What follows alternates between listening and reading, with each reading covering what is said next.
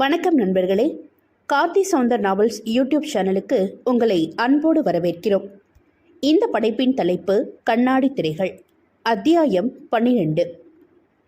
அர்ப்பணாவும் அவள் அன்னையும் அழுது கொண்டிருக்க அவளது தந்தையை அவசர சிகிச்சை பிரிவில் அனுமதித்த செவிலியர்கள் ஒருவர் அவசரமாக அவர்கள் அருகில் வந்து, உங்கள் வீட்டுக்காரருக்கு ஹார்ட் அட்டாக் வந்திருக்கு, அட்மிட் பண்ணிட்டோம், நீங்கள் அட்மிஷன் ஃபார்மாலிட்டி எல்லாம் முடிச்சு பணம் கட்டுங்க, அவருக்கு ட்ரீட்மெண்ட் ஆரம்பிக்கணும் என்று சொன்னவுடன் ஓவென்று கதறி அழுதவர் மகளை அழைத்து கொண்டு போய் பணத்தை கட்டிவிட்டு போனில் தன் அண்ணனுக்கு தகவல் சொன்னார்.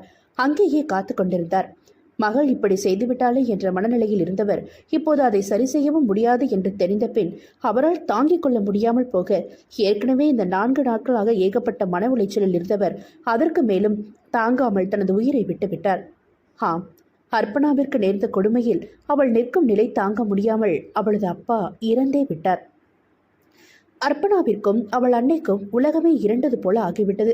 மருத்துவமனையிலேயே அவர்கள் இடிந்து போய் அமர்ந்துவிட அதன்பின் அவரது உடலை வீடு எடுத்து வந்தது, நல்லடக்கம் செய்து எல்லாவற்றையும் பார்த்து கொண்டது அர்ப்பணாவின் தாய் மாமன்தான். என்ன நடந்தது, ஏது நடந்தது என்று புரியாமல் அர்ப்பணாவின் அப்பா இருந்த தகவல் தெரிந்து ரூபாலி அவளை காண வர மொத்தமாக இடிந்து போய் உணர்ச்சியற்று அமர்ந்திருந்தாள் அர்ப்பணா. அர்ப்பணா என்று ஓடி வந்து அவளை கட்டிக்கொண்டு ரூபாலி அழுக அவளிடம் எந்த விதமான உணர்ச்சியும் இல்லை.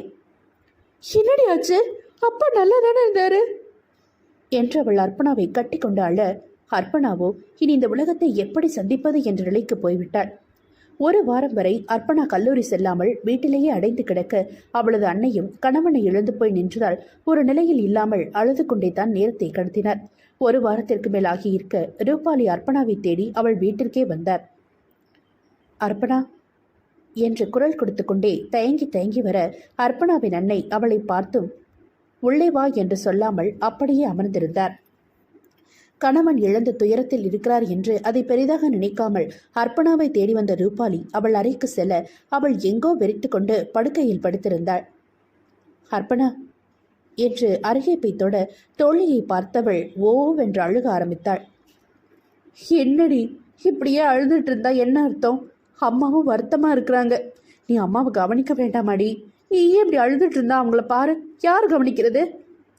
என்னால முடியல ரூபா, அப்பா அப்பா என்று அழுக, அர்ப்பணா அப்பா இங்கே போகலடி, நம்ம கூட தான் இருக்கிறாங்க, நீ நாளையிலிருந்து காலேஜ் கிளம்பி வா, அப்பதான் நீ சரியாகுவ என்று சொல்லிக் கொண்டிருக்கும் போதே, அவ காலேஜ் எல்லாம் வரமாட்டா என்று அர்ப்பணாவின் அம்மா ஆங்காரமாக அவளது அறையின் வாசலில் வந்து நின்று கத்த, என்னாச்சு ஆண்டி, ஏன் இப்படி சொல்றீங்க என்று பதறி போய் ரூபாலி கேட்க அவளை அழைத்து வந்திருந்த அவளது தந்தை வாசலில் அலைபேசியில் பேசிக் கொண்டிருந்து துண்டித்துவிட்டு அவசரமாக வீட்டிற்குள் ஓடி வந்தார்.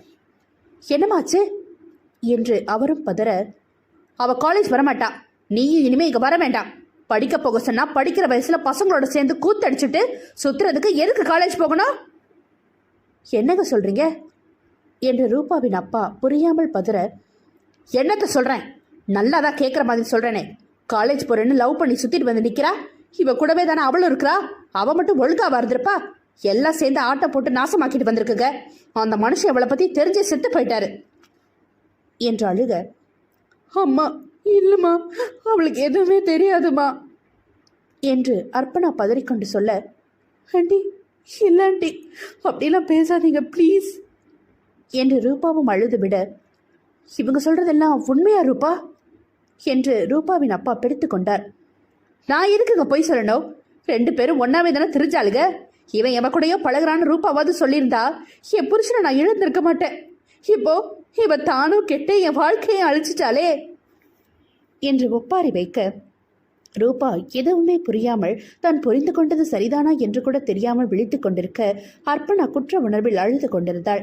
ரூபாவின் அப்பாவோ, சொல்லு ரூபா, காலேஜில் எப்படித்தான் சுத்திட்டு இருக்கியா இவங்க சொன்ன மாதிரி என்று அவர் அரட்ட, நான் எதுக்குங்க போய் சொல்லணும், இவன் எவ கூடவோ சுத்தி வயிற்றுல பிள்ளைய வாங்கிட்டு வந்து நிக்கிறா, எப்போ உங்க பொண்ணு கூட தானே சுத்துறா, அவளுக்கு தெரியாம எப்படி இருக்கும்?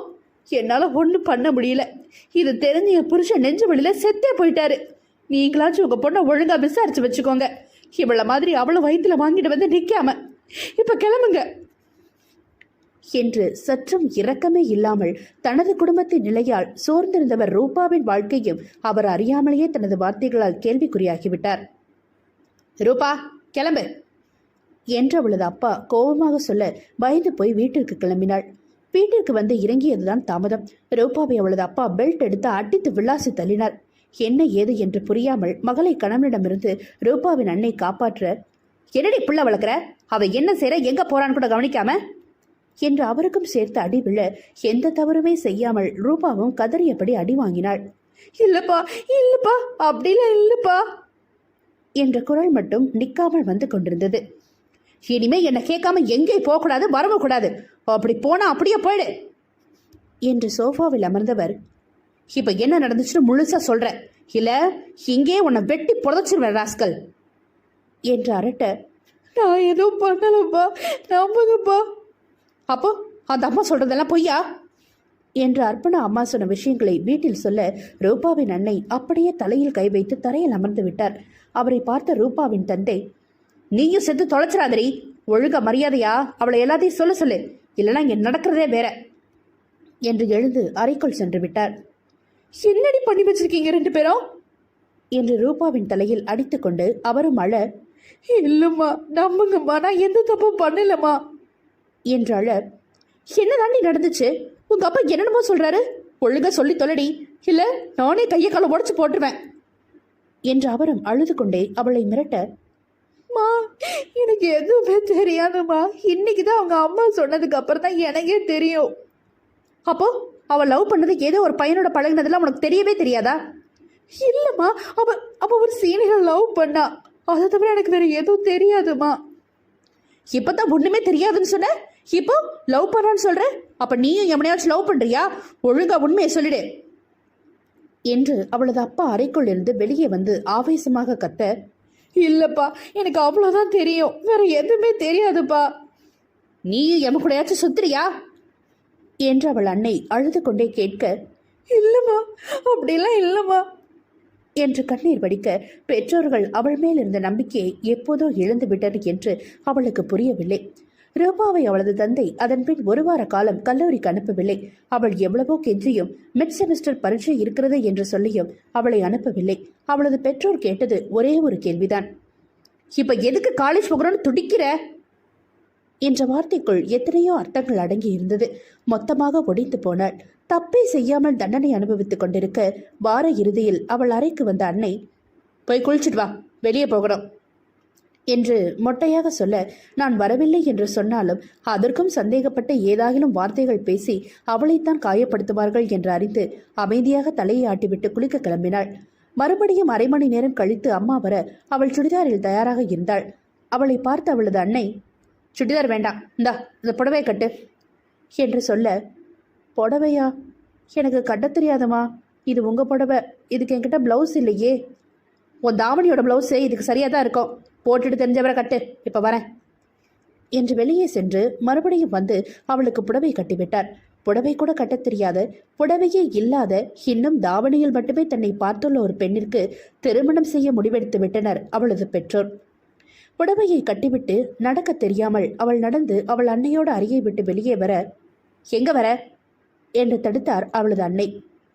வெளியே போகணும்னு சொன்னீங்களேம்மா என்று தயங்கியபடி கேட்க, இரு, கெஸ்ட் வந்துட்டு இருக்காங்க, நான் கூப்பிடுறேன், அதுவரை நீ வெளியே வர வேண்டாம் என்று கதவை சாத்திவிட்டு கிளம்பி விட்டார்.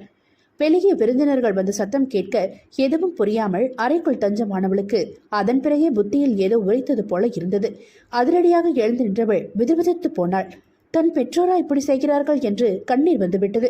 அறைக்குள் அமைதியாக அழுது கொண்டிருந்தவளுக்கு அறைக்கதவு திறக்கும் சத்தம் கேட்க அவசரமாக கண்களை திரைத்து கொண்டாள். ஒருவேளை வேற ஏதாவதாக கூட இருக்கலாம் என்று மனதில் சிறு நப்பாசையோடு அன்னையை ஏறிட அவரோ உணர்ச்சியுரைத்த முகத்தோடு அவளை ஏறிட்டார். உனக்கு இன்னைக்கு நிச்சயம் பண்றோம், மாப்பிள்ளை வந்திருக்காரு, சொந்த பந்தம் எல்லாம் வந்திருக்காங்க, வெளியே வந்து எல்லாருக்கும் வணக்கம் சொல்லு என்று அவள் அன்னை அழைக்க, மா ப்ளீஸ்மா, எனக்கு இதெல்லாம் வேண்டாமா, நான் படிக்கணுமா என்று அழுதே விட்டாள். நீ படிச்சு கிழிச்ச லட்சணம் தான் தெரிஞ்சிச்சே, மா நான் எந்த தப்பும் பண்ணலம்மா. அப்போ கல்யாணம் பண்றதுல என்ன கஷ்டம், எப்படியும் ஒரு நாள் உனக்கு கல்யாணம் பண்ணும் தானே. ப்ளீஸ்மா, நான் படிக்கணும்மா, ப்ளீஸ்மா. கல்யாணம் பண்ணிக்கிட்டு கூட படிக்கலாம், மா ப்ளீஸ், எனக்கு பயமா இருக்குமா.